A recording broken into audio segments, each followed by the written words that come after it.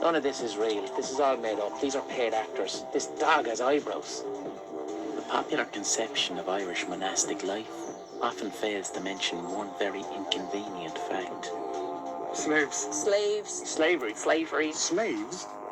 There was a lot of fucking slaves, and we don't talk about that. So the Limerick fella with the bag on his face, right, blind boy, has discovered that there were slaves in Ireland. So what? So what? He says that it is an inconvenient truth, right, that the monasteries would have had slaves. So what? So what? What he doesn't get into is, at least not in the little promo thing, right, is the structure of society, right?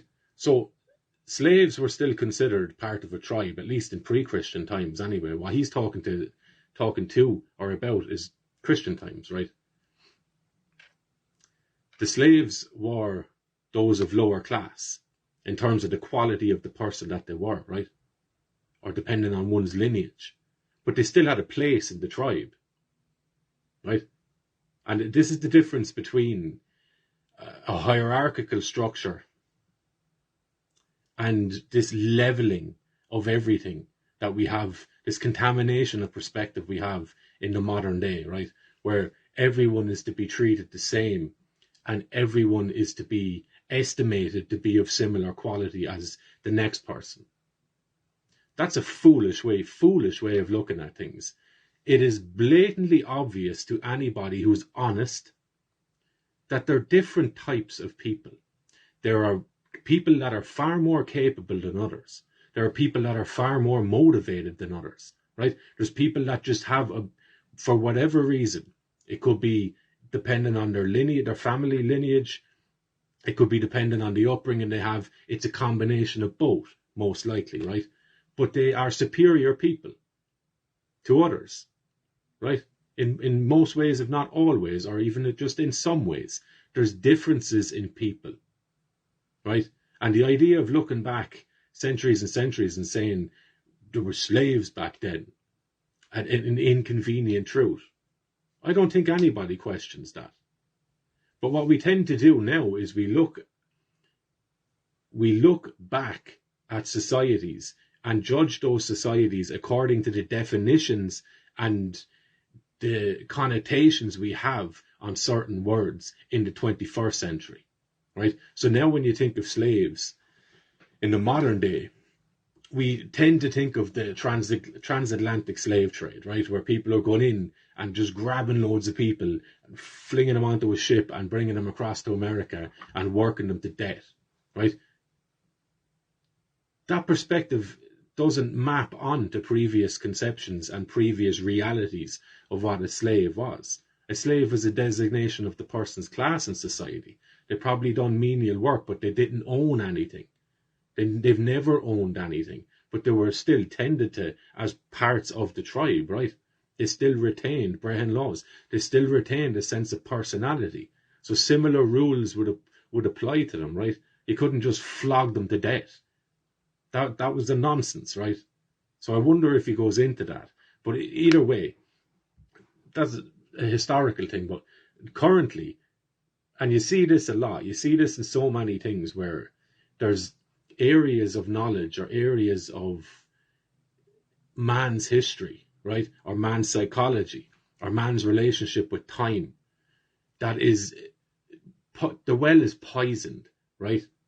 People don't take the time to examine and pull apart all the different areas of human existence, right?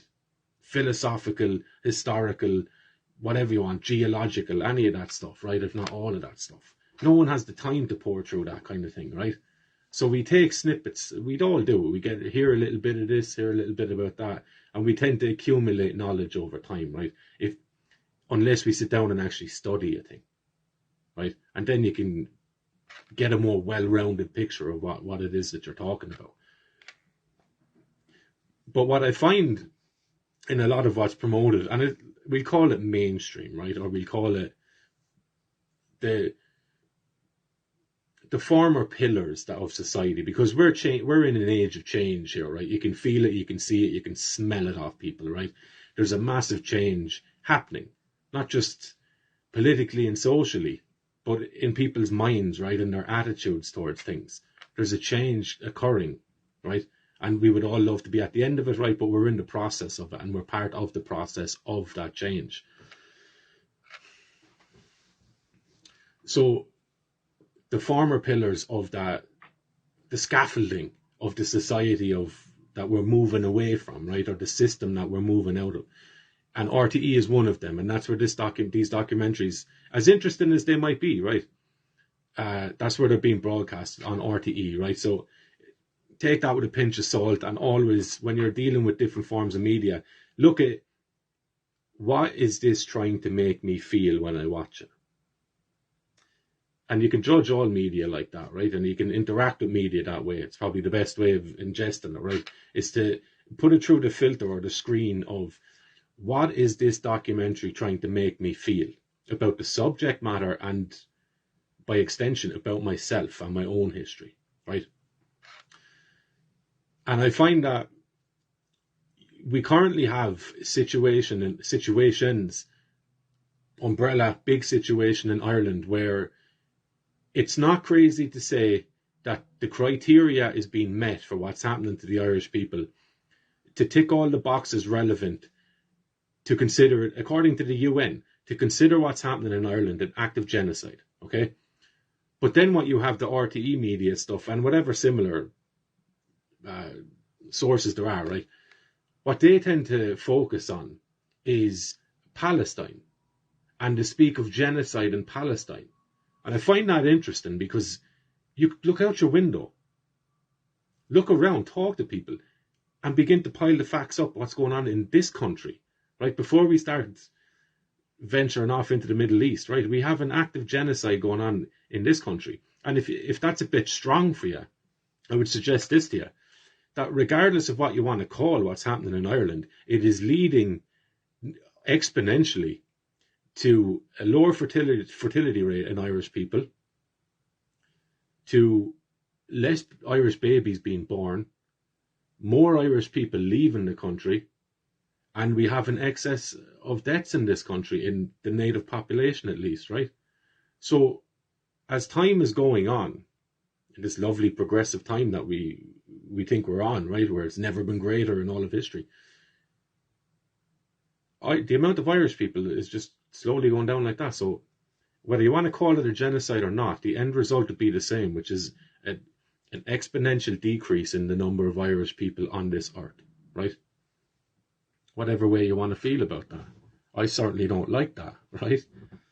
So instead of having our national broadcaster and the media that is meant to shine a light on topics of interest concerning Irish people, because we pay for it, right? Or we're expected to pay for it. And if you don't, you go to court and you get in trouble, right? So it's been extorted out of you. It's not would you like to fund this thing? It's, you better fund it, right?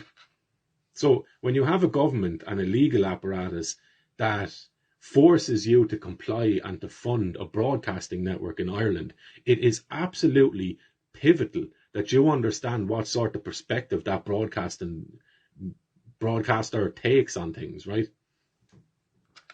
And again, ask yourself the question, what is it that they are trying to make me feel by watching this or listening to this? Okay, so back to the genocide thing, to minimize it by throwing thing at the end of it. Back to the concept of genocide in Ireland and Palestine, right? Our attention is brought over to the genocide over here to ignore the genocide that's going on right now with our own people, right? And you also have then the blind buy thing of, let's bring up the slave thing, because we can't inoculate or inject the Irish people with a guilt of their past, right? A historical guilt that they can't atone for. We cannot, let's say historical guilt is assumed and it is legitimate if there's ever such a thing, and we should absolutely be guilt-ridden by what has come before us. There's no way of atoning for that. What is done is done. The best you can offer is not repeating mistakes of the past in the future or in the present, right? So because Irish people, the argument of the racist and slavery stuff is that countries that were engaged in colonialism went over there and cast the native peoples in the countries they invaded into bondage and servitude and slavery, right? And just extorted wealth from them and just destroyed lives wholesale. But Ireland had no part in that, right? We were on the receiving end of that. So the argument of a white guilt or a slave-induced prehistoric guilt in the white people, it doesn't really work. It's not an effective strategy. So what this RTE documentary, I'm Blind by, who, if you've listened to any of his stuff, he's just a walking contradiction. Like, you know, he presents himself as a bit of a anti-establishment fella, right? A kind of, oh, you say the things that people are too afraid to say while hiding behind a mask, right? Whatever. But you're being paid by RTE. Do you know what I mean? Your stuff is as mainstream, as Wikipedia-like as you get, right? It is absolutely the in vogue position to be taken, even though you probably think you're being somewhat of a contrarian. You're absolutely not. The thing you think you're fighting against, that's not it, like, you know? So what he's doing now is trying to repackage the white guilt, the historic guilt that white people should feel on slavery. And he's trying to sell that to the Irish people now. You know, I know you weren't engaged in colonialism, but you still did slaves, right? Still had slaves. So what? So what? And my last point on that, because you see this in loads of things. So in the contamination of the future, right? Look at big movies. The world is coming to an end. Thanos is going to click things out of existence. The Day After Tomorrow, 2012, all those kinds of movies. Leave the world behind. All those sorts of things, right? The future is sold to you as bleak as like a chapter from the book of Revelation, right? The end times. Everything is just going to cease to exist. You should be terrified about it. And if you manage to exist at that time, they'll have the purge, right? That sort of stuff. These are the messages that are being sold to you in regards to the vision you should have, that they want you to have, right? These media organizations want you to have, that the future is just peril and it's not to be looked forward to. It's not to be built towards, right? And they do it with the global warming stuff as well, right? So it's all just going to melt in a few years anyway. So don't prepare for anything. Just enjoy what you have now. Drink, dance, and make a show of yourself, right? And cheer on a football team, kind of a thing. And in the past then as well, but you all done horrible things in the past. Therefore, don't look back to the past because it's shameful, right? That's what these people are selling you. Again, the question, what is it they're trying to make me feel by giving me this information? And is that feeling then originating in me organically? Or is it one that I'm after accepting? Okay? And you'll accept it naturally if you hear it enough, if you don't question it, right? So that's what these people are at. That's what these media organizations are at. And my last point on that then is this. Who cares if there were slaves before? Really? Who cares? We understand that, right? Even if it's the most brutal fashion of slavery. No one likes that. We don't have it now. At least not in the way it's sold to us historically, right? But I would imagine, and correct me if I'm wrong, or I'm open to being wrong, and I will put my hand up if I'm wrong, but I would bet that Blind Boy will not touch on modern slavery, and not even just with Libya and people being sold in Libya now that after Gaddafi was killed. I'm not even talking about that. I'm talking about right here in Ireland still, right? How many people out there are slaves where they don't think the thoughts and ideas they have been given to them and they've accepted them blindly. They don't evaluate anything, right? They work all their life to pay for something that they might spend a few years in after they've finally managed to pay off the debt. And then when that individual debt is gone, there's still a national debt that we're all burdened under, that we didn't put ourselves into, right? That we still have to pay through just never-ending increasing of taxes, right? And an exponential shrinking of personal property and personal liberty, right? Who are the slaves now? Were you not locked up in your house, Blind Boy, by someone else's command there for a couple of years, No.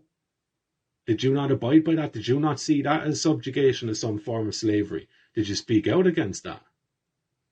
Because if he's not, then he's just picking a wound that is just very, very safe and academically approved and socially approved and media approved to pick, which is, well, look, weren't you all horrible back in the day? Therefore, you've no leg to stand on in criticising anything, and you should accept the progeny of those who were also slaves, even though you didn't directly enslave them. This is the worldview these lunatics have, right? This is the worldview these lunatics have. And this boy won't even put his face to what he's saying, right? So he's just a fake, right? And he's the worst version of what Irish people can offer up as intelligent, right? Doesn't mean he doesn't know anything. I would suggest he knows a lot more than he's pretending to, right? But he gets paid. RTE pay him. You're paying him. You're paying him to go on there and broadcast about how shameful you should be about things that you had nothing to do with, right? That's what he's at. And that's what RTE are at, right? But the concept of slavery today, that's the important part. And you never see these people that want to darken your version of history. You never see them speak up of the slavery that so many people are in today, right? Do what you want with it.